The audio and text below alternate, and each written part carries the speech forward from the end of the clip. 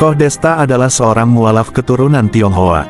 Mualaf yang bersyahadat 2012 ini memiliki nama Islam yaitu Muhammad Hidayat.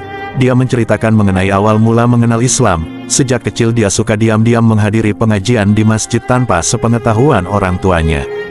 Hingga suatu hari, seorang ustadz berniat bertemu dengannya di rumahnya tapi dihalangi oleh kedua orang tuanya. Kedua orang tuanya pernah memberikan doktrin agar menjauhi agama Islam. Alasannya karena Islam membolehkan menikah lebih dari satu. Setelah mendapatkan doktrin tersebut, Koh Desta akhirnya memutuskan untuk aktif di gereja. Menjadi aktivis gereja, alih-alih menjadi umat yang taat, justru Koh Desta menjadi ragu dengan ajaran ketuhanan dalam agamanya. Hati kecil Koh Desta bingung dan selalu bertanya-tanya tentang Tuhan yang manakah yang benar, apakah benar Yesus itu Tuhan. Timbulnya pertanyaan tersebut bukanlah tanpa alasan, karena dia bingung, kenapa Yesus yang dikatakan Tuhan, masih menyebut nama Bapaknya di surga, kenapa masih berdoa kepada Bapaknya di surga.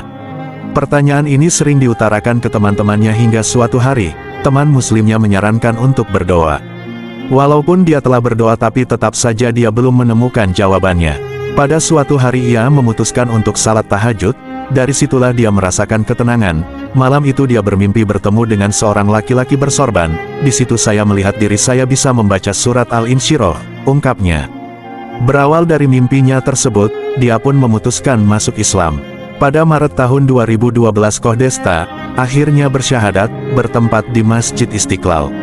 Setelah mualaf, Koh Desta berusaha menyembunyikan keislamannya di hadapan kedua orang tuanya, hingga suatu hari, saat dia menerima sertifikat keislamannya, dia menceritakan kepada kedua orang tuanya dengan pelan-pelan, mendengar anaknya telah pindah agama ke Islam. Orang tua Koh Desta sangat marah. Desta pun diusir dari rumah orang tuanya.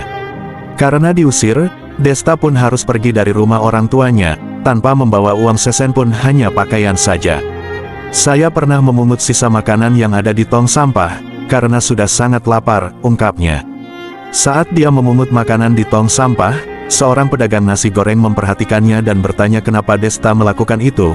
Lalu Desta pun menceritakan tentang kisahnya. Mendengar kisah Desta, tukang nasi goreng tersebut membuatkan nasi goreng yang baru untuk Desta. Desta pun bercerita pernah kerja di pasar Poncol sebagai kuli.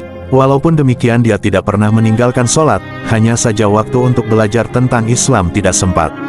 Suatu hari, saat dia mendengar ibunya meninggal dunia, dia berniat untuk melihat jasad ibunya tapi dihalang-halangi oleh keluarganya. Dia dicap sebagai anak durhaka. Keluarga saya selalu memfitnah saya, hingga saat ini.